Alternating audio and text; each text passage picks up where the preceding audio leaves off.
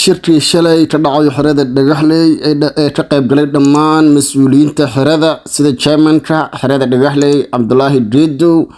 iyo jeelada iyo sidoo kale shaqaalidarada dhammaan baxaafadaha matalayo saxamada iyo sidoo kale youth chairman iyo chair lady dhammaan ayaa shirkaas ka qayb galeen waxaana hogaaminaysay UNHCR WFP waxaana laga hadlayay arimihii ay WFP go'aankii horaan ay sheegtay in qaxootiga loo kala saaray sida baahida gaarka ay sheegeen differentiate marka differentiate assistance macnaha inay kala saareen qaxootiga ay u kala qaybeen afar qaybood inkastoo dadka qaar ay mudnaanta lahayn oo kaalinta afraad la dhigay balse laakiin wali ayaa ku andacoonaysa hay'adda WFP in ay go'aankeeda wali ay ku taagan tahay aysan wax quman aysan haynin waxaasna ay siin doonto dadka mudnaanta iska leh inkastoo uu chairman ka dhawaajiyay in ay sida wax u go'aamiyeen aysan ahayn wax fiicneen because dadka hadii la kala saaro dadkii haddana baahidina oo la isla simin dhammaan dadkii wada baahan yihiin ayuu dhahay chairmanka hadii wax la siinayo waa in loo kala qaybiyaa oo ilaahay hadee noqoto nus kiilo ama kiilo hadee u noqoto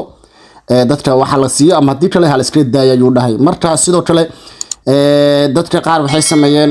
bulshadii meesha ku noolaad sida Xerada Dhagaxley xafiiska waxay aadayeen UN-ta qaybta xafiiskan WFP waxay soo fiirsanayeen dadka inay ku jiraan in kale balse chairman ayaa soo ciiriyay wili laakiin dadka qaar way dhib badan yihiin oo meesha ay tagayaan wili ilaa hadda xafiiska ay aadayaan kadib si ay u soo xaqiijiyaan laakiin dadka ayaa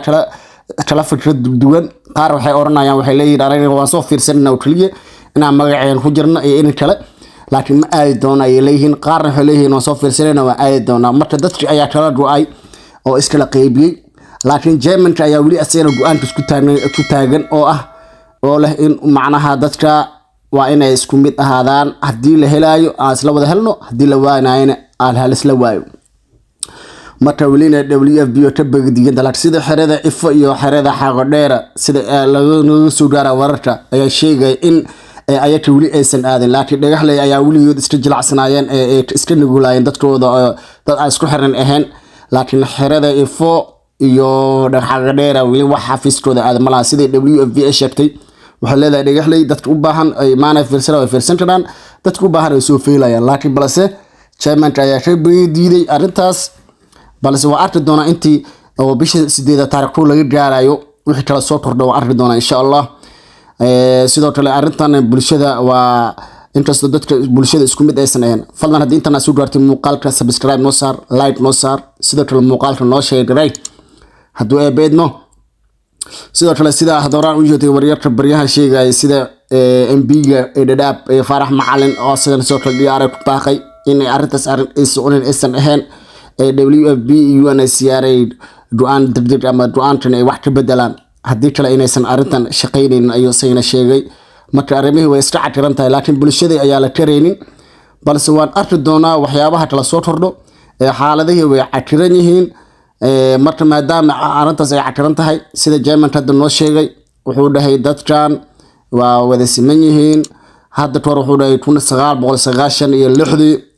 waxaan u feelno dhawaagaas waxaan xasuustaa dhawaagaas ilaasay ugu yaray waxaan xasuustaa dhahay in waagaas 5 kiilo digirtan si loo yaqaan digirta faliire waa diraysan digirta jaalada oo aad loogu caanbaxay wadanka Kenya gaar ahaan Nairobi oo hadda markii qof la soo dhaweeyay maraq looga dhigo maraq fud ahaan loo cabayo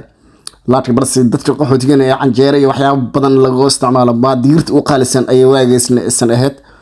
balse daasaas tahay 5 kiilo ayaan qaadanayna u dhahay laakiin balse haddana hadii ay leeyihiin waxa ma hayno halaha yaro noo haysiin nus kiilo ama kiilo sidaad noo noqoto laakiin daraskaada dharsan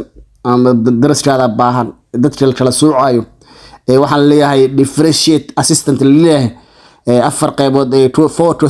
loo qaaday waxa la yeelay malan sidoo kale sidoo kale jeelidida oo Trump jeelidida Xerada Dhagaxley idana way ka beediday arintaas maadaama ay arintana aad u raaciranta ilaa hadda qaxootiga mar hore maadaama ay sida WFP sheegtay crisis badan isku jiro deeq bixiyaasha ay lacagihii ay goosteen ay kana wixii tabartooda aysan hayn laakiin balse qaabkii u maareeyna qaab qaldan ah maadaama bulshada qaarkooda dadka hadda soo fiirsanayay la sheegay dadka ay sheegayeen wajaamanta sheegay wuxuu dadka soo fiirsana wuxuu badan wuxuu dhahay category 3 iyo 5 badan yihiin dadkaasna waa dad waxa arkaysa gaargacal ku shaqeysanayo oo wax dukaan uusan lahayn waxba lahayn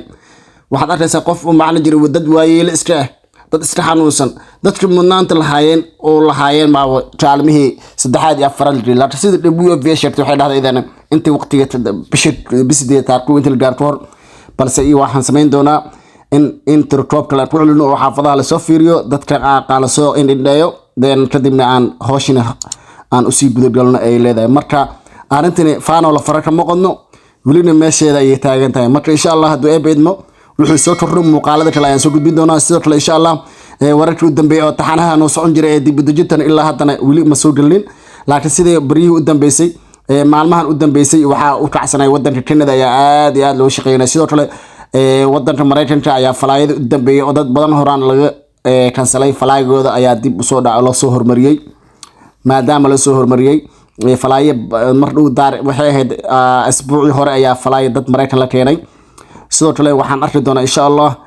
waxyaabaha ka soo kordhay wadanka Mareykanka iyo Canada iyo dhammaan caalamka dib u dejinta qaato wadamada qurbaha dhammaan ayaa insha Allah muuqaal ayaan soo sameyn doonaa muuqaaladana xiru haddii inta soo gaarto ku maasantay walaalkiina Maxamed Aad sida iyo nabadgelyo